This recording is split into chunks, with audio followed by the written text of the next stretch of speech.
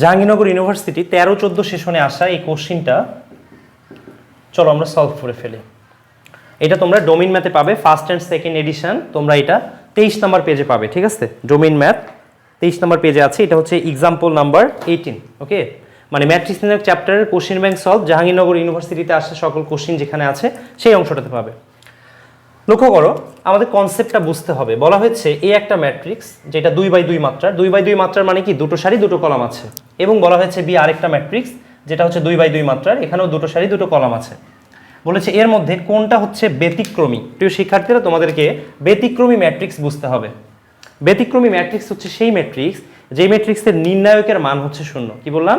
সেই ম্যাট্রিক্স যে ম্যাট্রিক্সের নির্ণায়কের মান 0। ধরা যাক যে একটা ম্যাট্রিক্স এরকম দেয়া আছে যে আলফা 2 3 4, ধরো এরকম দেয়া আছে। এই ম্যাট্রিক্সটা যদি ব্যতিক্রমী ম্যাট্রিক্স হয় তাহলে determinant of A is equals to হবে 0। অর্থাৎ আমরা বলতে পারি এখান থেকে যে আলফা 2 3 4 ইজ ইকুয়ালস টু হবে কত? 0। অর্থাৎ এখান থেকে আমরা যদি আলফা আর 4 গুণ করে দিই, যে 4 আলফা মাইনাস হচ্ছে 2 ইন্টু 3, তার মানে হচ্ছে 6 ইজ ইকুয়ালস টু 0। এখান থেকে কি আমরা আলফার ভ্যালু পাবো না? 6 ডিভাইডেড বাই 4, দ্যাট ইজ 3/2। অর্থাৎ এই ম্যাট্রিক্সটার আলফা এর ভ্যালু যদি 3/2 হতো, অর্থাৎ আলফা রিপ্লেসমেন্টে যদি 3/2 থাকতো, তাহলে সেই ম্যাট্রিক্সটা নির্ণয় করার পরে আমরা কিন্তু 0 পেতাম। বুঝতে পেরেছো? তাহলে কোনো একটা ম্যাট্রিক্সে যদি একটা হিডেন মার্ক দেয়া থাকে, ধরো যে কোনো একটা ভেরিয়েবল দিয়ে বলা হলো যে XYZ বা আলফা বিটা পি কিউ, কোনো একটা কিছু দিয়ে তোমাকে বলা হলো যে এই ম্যাট্রিক্সটা যদি ব্যতিক্রমী হয় তাহলে আলফার মান কত নির্ণয় করতে পারবে না। তার মানে মোটিভটা হচ্ছে যে কোনো একটা ম্যাট্রিক্সের নির্ণায়ক যদি 0 হয়, অবশ্যই ব্যতিক্রমী ম্যাট্রিক্স হতে হলে সেটা বর্গ ম্যাট্রিক্স হতে হবে, সমান সারি সমান কলাম সংখ্যক হতে হবে। কেন হতে হবে? নির্ণায়কের শর্তই হচ্ছে সারি কলাম সমান হতে হবে, তাই না? তাহলে চলো তো প্রিয় শিক্ষার্থীরা, এখন দেখি যে এই ম্যাট্রিক্সটা আসলে ব্যতিক্রমী কিনা। দেখো, ব্যতিক্রমী হতে হলে কি করতে হবে? নির্ণায়ক করতে হবে। যে নির্ণায়ক ইকুয়াল আমাদের দেখতে হবে। তাহলে 3 1 আছে, -4 1 আছে। বলো তো এটা যদি আমরা নির্ণয় করি কত হবে? এই যে 3 মাইনাস এখানে কত হবে? 1 ইন্টু -4, তার মানে হচ্ছে -4, দ্যাট ইজ 3 প্লাস হচ্ছে 4, অর্থাৎ মান পাবো 7। তার মানে এ ম্যাট্রিক্সটা কখনোই ব্যতিক্রমী হওয়ার কোনো সুযোগ নাই। চলো তো এখন বি নাম্বারটা টেস্ট করে ফেলি। বি নাম্বারটা কত হবে? আমাদের এইভাবে করে আর লিখার কি দরকার আছে? দরকার নেই, আমরা সরাসরি টেস্ট করতে পারি এইভাবে, যে যেই ভ্যালুগুলো আছে সেইটার আমরা ডিটারমিনেন্ট করে ফেলবো। -4 2 2 -1, দেখো তো কত আসবে? এখানে -4 আর -1 যদি গুণ করি তাহলে কত? 4 আসবে, মাইনাস এই যে 2 ইন্টু 2 মানে হচ্ছে 4, ইকুয়াল হচ্ছে 0। অর্থাৎ আমরা বলতে পারি যে অপশন বি হচ্ছে আমার correct answer. B correct answer মানে হচ্ছে বি ম্যাট্রিক্সটা হচ্ছে ব্যতিক্রমী। মনে থাকবে? ব্যতিক্রমী ম্যাট্রিক্স নিয়ে তোমাদের আরেকটা ইনফরমেশন দিতে চাই, সেটি হচ্ছে ব্যতিক্রমী ম্যাট্রিক্সের কখনো ইনভার্স ম্যাট্রিক্স সম্ভব না। এটা আমি অনেকবার তোমাদেরকে বলেছিলাম, তোমরা ইউটিউব থেকে বেসিক ক্লাসগুলো করে নিবা।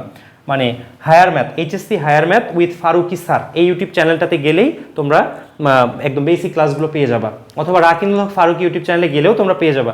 রাকিনুল হক ফারুকি চ্যানেলটা মূলত জেনারেল ম্যাথ, জব প্রত্যাশী যারা আছে এবং যারা একদম সবার জন্য ডেইলি ইউজ অফ ম্যাথ, মানে দৈনন্দিন জীবনে গণিতের ব্যবহার নিয়ে আমরা ওখানে কাজ করি। পাশাপাশি হায়ার ম্যাথের ক্লাসগুলো তোমরা পাবে। বাট শুধুমাত্র HSC হায়ার ম্যাথের জন্য ডেডিকেটেড চ্যানেল হচ্ছে HSC higher math with Faruki sir, ঠিক আছে? এই চ্যানেলে গেলে তোমরা ক্লাসগুলো পেয়ে যাবে। আচ্ছা, আরেকটা মজার বিষয় বলি, সেটা হচ্ছে রাকিনুল হক ফারুকি চ্যানেলের সাথে HSC higher math with Faruki sir এই চ্যানেলের কিন্তু প্লেলিস্টগুলোর মিল আছে। মানে তুমি যে চ্যানেল থেকেই করো না কেন, হায়ার ম্যাথ প্লেলিস্টে গেলেই তুমি কিন্তু ক্লাসগুলো পেয়ে যাবে, ঠিক আছে? ওকে, ফাইন। তাহলে কি বলছিলাম, যে ব্যতিক্রমী ম্যাট্রিক্সের কি সম্ভব হয় না? ইনভার্স ম্যাট্রিক্স সম্ভব হয় না। বলো তো প্রিয় শিক্ষার্থীরা, ইনভার্স ম্যাট্রিক্স কাকে বলে?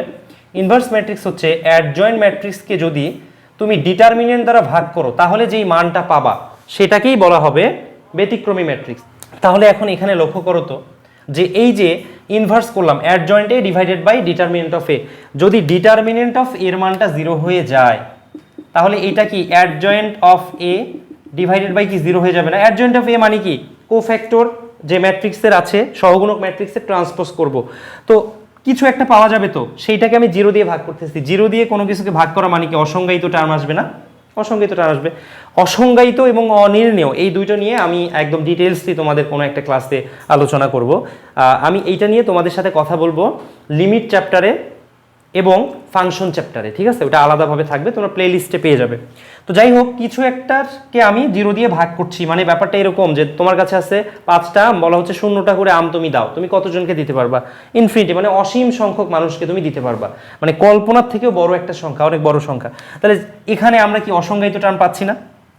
তার মানে হলো কি, যে যদি কোনো একটা ম্যাট্রিক্সের আমরা ইনভার্স ম্যাট্রিক্স নির্ণয় করতে চাই, তাহলে অবশ্যই তার ডিটারমিনেন্টের মানটা, অর্থাৎ সেই মানগুলো নিয়ে গঠিত যে নির্ণায়ক, সেই মানটা নট ইকুয়ালস টু 0 হইতে হবে। নট ইকুয়ালস টু 0 হইতে হবে মানে ব্যতিক্রমী হওয়া যাবে না। ব্যতিক্রমী যদি হয় তাহলে সেই ম্যাট্রিক্সের কখনোই বিপরীত ম্যাট্রিক্স সম্ভব না। আশা করছি তোমরা বুঝতে পেরেছো খুব ভালো মতোই। তোমাদের জন্য আমি একটা হোমওয়ার্ক দিচ্ছি, সেটা হচ্ছে, ধরো তোমাকে বলা হলো এরকম যে, ধরো তোমাকে এরকম বলা হলো যে এ একটা ম্যাট্রিক্স এরকম যে আলফা 2 3 -4, এই ম্যাট্রিক্সটা যদি ব্যতিক্রমী হয়, এটি যদি ব্যতিক্রমী হয়, যে ব্যতিক্রমী হলে আলফা ইজ ইকুয়ালস টু হচ্ছে হোয়াট, এটা তোমরা কমেন্টস করে জানিয়ে দিবে। ভালো থেকো, দেখা হবে নেক্সট এপিসোডে। আল্লাহ হাফেজ।